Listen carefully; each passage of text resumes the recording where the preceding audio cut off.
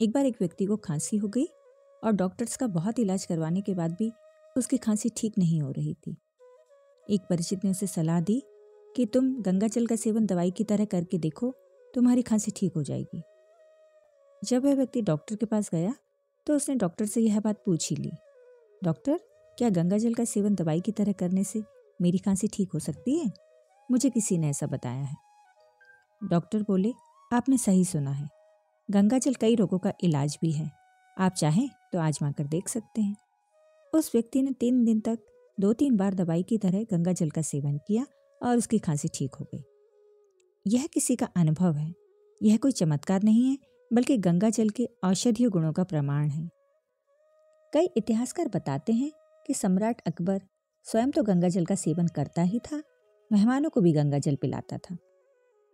इतिहासकार लिखते हैं कि अंग्रेज जब कलकत्ता से वापस इंग्लैंड जाते थे तो पीने के लिए जहाज में गंगा का पानी ले जाते थे, क्योंकि वह सड़ता नहीं था। इसके विपरीत अंग्रेज जो पानी अपने देश से लाते थे वह रास्ते में ही सड़ जाता था।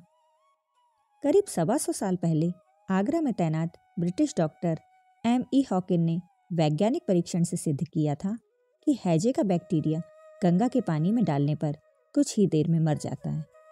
दिलचस्प ये है कि इस समय वैज्ञानिक भी पाते हैं कि गंगा में बैक्टीरिया को मारने की गजब की क्षमता है।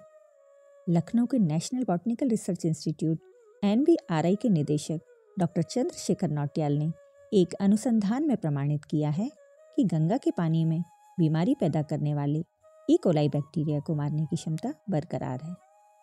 डॉक्टर नौटियाल का इस विषय में कहना है कि गंगा जल में यह शक्ति गंगोत्री और हिमालय से आती है।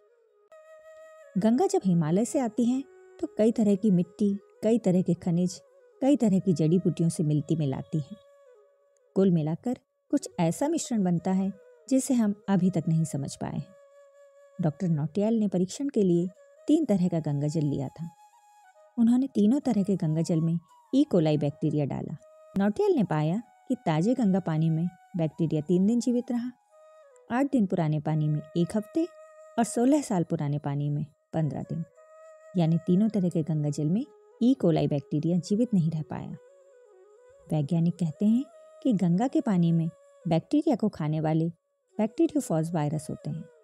ये वायरस बैक्टीरिया की तादाद बढ़ते ही सक्रिय होते हैं और बैक्टीरिया को मारने के बाद फिर छिप जाते हैं। मगर सबसे महत्वपूर्ण सवाल इस बात की पहचान करना है कि गंगा के पानी में रोगाणुओं को मारने की यह अद्भुत क्षमता कहाँ से आती।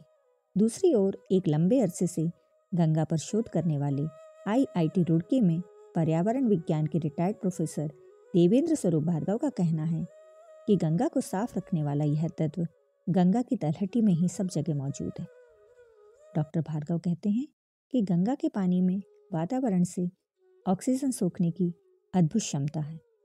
भार्गव का कहना है कि दूसरी नदियों के मुकाबले गंगा में सड़ने वाली गंदगी को हजम करने की क्षमता 15 से 20 गुना ज़्यादा है।